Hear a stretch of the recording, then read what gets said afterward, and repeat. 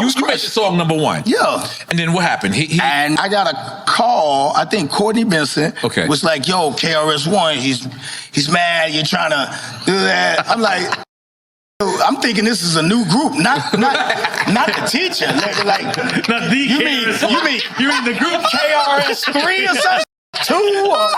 It's like, yeah, your #1 song, you tried to jack her, man, you tried still.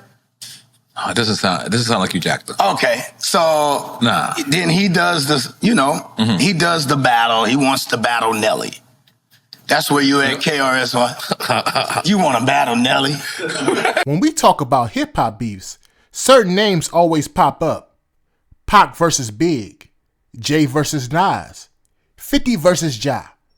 But Nelly versus KRS One? Now that's a matchup nobody saw coming.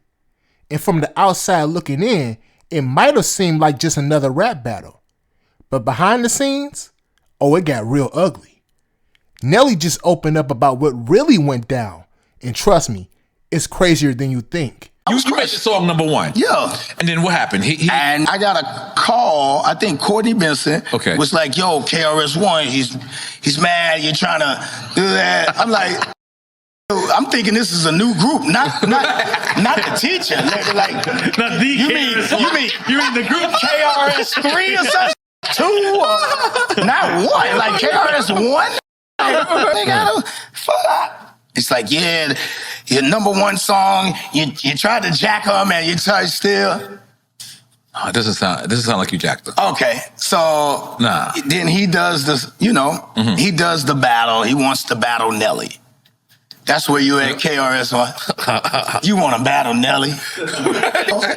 All these niggas that's out there, you ain't saying shit to no Jay. You ain't saying shit to nobody out here. Do you think KRS was capping, or do you think that he sincerely felt like that? No, I think he actually saw opportunity because I did wind up getting a chance to work with him. He was doing a project, was more along the lines of a Stop the Violence type of project. Right. And we got to hang out in Atlanta, and I love him. You know what I'm saying? Like, I was hurt.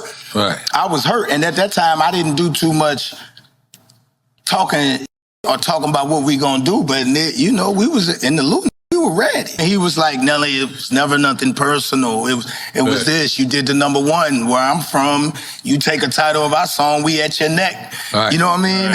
Or something like that. And I was like, okay, cool, no problem. Remember Nas brought it up on Ether. He said KRS already had an album called Blueprint. Yep. Yeah, it's like some old school shit. Yeah, it's some old school but then he didn't say nothing to Jay. Yeah. I'm like, wait a minute, nigga, box a nigga your own age. Come on, Jamie, come on. Good boy. You know what I'm saying? Now here's what makes this beef even crazier. This wasn't just about some random back and forth between two artists. This was a full-blown generational clash. You had KRS One, a pioneer of hip-hop, someone who helped shape the culture from the ground up, going at Nelly, who at the time represented the new wave of mainstream rap. This wasn't just about a song. This was about what hip-hop was becoming. And let's be real, this was a battle KRS One was never going to win in the eyes of the public. Not because he wasn't a legend, and not because he wasn't lyrically better, but because the game had changed. By the early 2000s, hip-hop had officially entered the bling era.